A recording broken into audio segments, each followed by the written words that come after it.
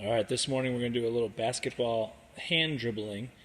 And our first activity is going to be a warm-up where the kids will come in and grab a basketball off of the rack and they'll find a partner. The two partners will go to one of the poly spots around the gym. So you see we have those set up on the white lines kind of around the volleyball court. So they can go to any spot with their partner. They each have a ball. When the music starts, one partner is going to stay on their spot and they're going to keep dribbling in place right at their spot. And the other partner is going to take a lap around the gym. And they're going to dribble around the outside of the white line. And when they get back to the partner, they switch roles. Now they'll dribble in place while their partner dribbles and travels around the gym.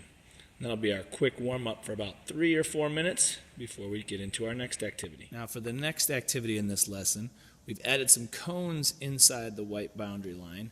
You can see we've got those set up all around the gym. I just used my larger cones here. And students will all still have a ball, and we'll designate half of the students to start dribbling inside the coned area. And their job is going to be to tip over as many of those cones as they can while they're dribbling without losing control of their ball, all right, and without traveling or carrying the ball. The other half of the students are going to try and set the cones up once they've been tipped over, and they're going to continue to set them up while they're dribbling their ball. So now they've got to try and work on two things. Now, should a student lose control of their ball, all right, it rolls away from them. If it rolls outside the white line, then they're going to have to leave the playing area and go stand on one of those dots. I'm going to make them get 10 dribbles with their right hand, 10 dribbles with their left hand, and then they can come back in and play. Now, every 30 seconds or so, I might stop the music and I'll switch and I'll say, switch roles. We'll have the other students, the other half of the kids will be tipping them over, and the other half of the kids will be setting them back up. So that'll be our second activity in our hand dribbling lesson. And so for our third and final activity, students will be with their partner again, and they're going to go to a hula hoop. Now this hula hoop we call home base.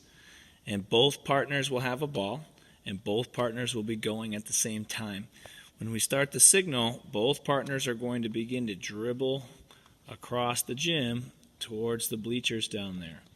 Now we still have those cones set up in the middle because now those are acting as different obstacles and things that the kids will have to change direction and go around and watch out for. Helps them keep their eyes up when they're dribbling. And when they travel to the other end of the gym, they dribble down, and you'll see all these bean bags down here along the floor. And they're going to collect one item, any bean bag they want, and they're going to take that bean bag and dribble it back to home base. So they have to dribble back through these cones, watch out for other people, and when they get back to their hula hoop, they're going to add that bean bag to their hoop. Now I have to remind the kids sometimes no throwing the bean bag back in, and you can only take one at a time. Once they deliver it back at the home base, they can go back and take another one. So they're going to be making several trips back and forth across the width of the gym. I go a long ways here, so it's not as far to dribble. And I'll do these 3 activities. This week I'm going to do these 3 activities with kindergarten, 1st, 2nd, and 3rd grade. I may make a few modifications, based on my students' abilities, and you may make modifications based on your students, but that's my dribbling lesson for today. I think kids will enjoy it and get a lot of practice with their hand dribbling skills.